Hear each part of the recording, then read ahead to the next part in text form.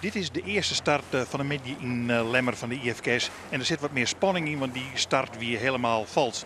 Maar ik wil je mee even snel dat daaronderin, daar vonden we pas vrouwtje Oorzinga-Meijer, kampioenskandidaten nummer 1. Ze waren er helemaal net bij. En het was er in de tweede start eigenlijk wennen. Die tweede start ging wel goed, dat ging dus terug. Dus moesten redden, eindelijk zien om te redden wat op te redden voel. Achter iedereen langs en dan beziek je naar voren te komen. Nou ja, dat zou een heel trelet worden. Dat wik ik hem nou al. Nou ja, en toen dacht ik, daarbovenin, daar zitten de man die het goed doet, Tony Brundle en Jilles Banstra. Maar Jilles Banstra, ja, die moest weer waarom, want die blikte ik een valse start te hebben. En die moest dus weer waarom. Dat weer van Jilles wel sneu. Maar van Tony Brundle weer er dus de vrijheid om terug te gaan. En die vrijheid weer vrij grote KL. Marijn Alshoorn hier in het midden een hele mooie start had ik. Maar Tony Brundle hier 4 wij de beste start. Nood Jilles Banstra er net meer weer. En dat betekent na het Gemaalta en dan op de tonnen. En dan kon die man verder leven met deze wedstrijd. Nou, daar winnen ze al bij de tonnen. Geen enkel probleem. En eigenlijk zitten die man, ik al heel rustig gewoon dek. Zat te zien van, nou ja, waar zal u Sjoerd nog gaan? Ze hadden wel even om Sjoerd natuurlijk. Want ja, de man die het achter hun zit, die had het nota prima in deze competitie, Marijn Alshoorn. En die stiert nog tweede in het klassement. En die komt heel dichter bij vrouwtje Oorzinga verzeld. Want hoe komt het met vrouwtje Oorzinga? Dat moet wij eigenlijk alleen weten. Dat is wel belangrijk. Want iedereen zegt daarna en ze zullen zelf wel wat zenuwachtiger van worden werden. En hier en daar wat meer kauwgom broekt had. Maar ja, ze komt oer stuurboord op die tonneta. En dan moet je achter iedereen los. Achter iedereen los. Je mij er nergens in. En uiteindelijk vindt ze daar achter Jelle Talsma. Misschien nog krek van Arend Wisse de Boer vindt ze een plakje om te draaien. Want Arend Wisse had ik net alle ruimte meer. En dan draait ze daar achter Jelle Talsma. Ja, dat zit er dan in. Maar meer zit er van een midje ik net volle in. Hier komen ze over de tonnen en dan zie je in de vierde Tony Brundle en Marijn Alshoorn al varen.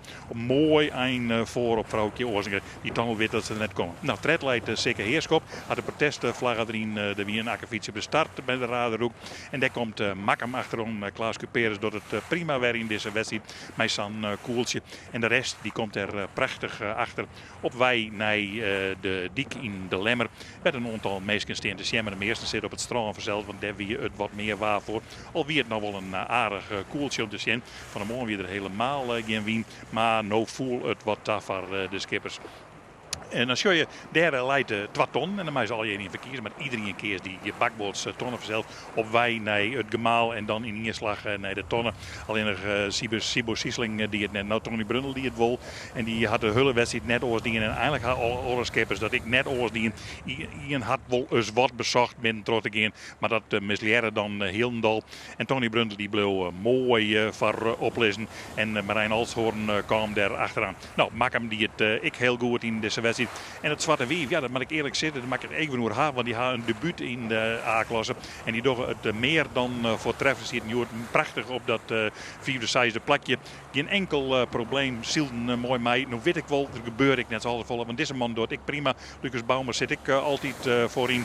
En dan zie je dat die man die in die klasse komen, best er goed meezielen kennen. Die skippen, die ben er ik vertrouwd in verzeld. En dat is wel heel belangrijk. Nou, heel mooi en heel rustig midje hier in de Allier.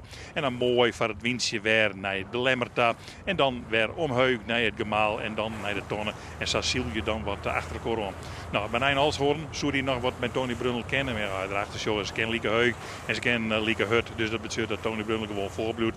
En ja, als je voorleest, had er altijd wat turbulentie achter. Had nog weer les van, die maakt wat heuger. Nou, en zo scoot het dan het veld nog volle meer uit elkaar.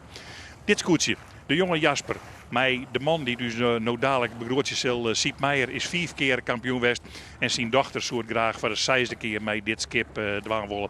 We zullen zien morgen als dat nog wat wordt. Maar ze zien het nou echt in de achterrang. En de voorrijn weer van deze man, die is ik 5 keer kampioen worden van de IFK's. En die zou heel graag voor de 6e keer kampioen worden. Maar hij heeft bestedig voorlopig zijn tweede plakje. En mij de oorwinning joert in de Lemmer. En die oorwinning die voelt er knap in.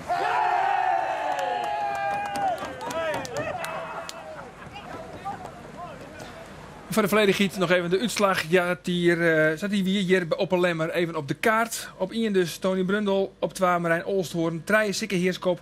4 Klaas Cuperus, mooi de 6 gebroeders. 5e plak Jaap Hofstee. En ik geef er even vlug terug in. Olfde, Jelle Talsma, Gele Tadema op 12e plak. Walter de Vries, 14e. En op het 16e plak Robert de Jong, mooi. De Frisia. Het algemeen klassement. Maar nog 1 wedstrijd te gaan. Het is dus razendspannend. Op 1. Vrouwtje Oorzinga-Meijer met 13,8. Daar kreeg achter Marijn Olsthoorn met 16 punten. En dan Tony Brundel met 16,8. Het gaat dus tussen deze treien. Daarachter komt nog Lucas Bouma, ik wel knap, 26,9. Maar hij doet het dus net meer mooi om het kampioenschap. 5e, Klaas Cuperus in het algemeen klassement. 30,9. En dan gaan we nog even naar de regerend kampioen. Jelle Talsma op het 10e plak. Zo'n 30 punten. Sikke Heerskop, 44 punten. Krek Boppe de Redenstreek. En dan Jeroen de Vos, 14e. Walter de Vries, 66 punten. Is degradeerd, kunnen we nog wel zeggen. En Robert de Jong, ook voor hem is het doek val.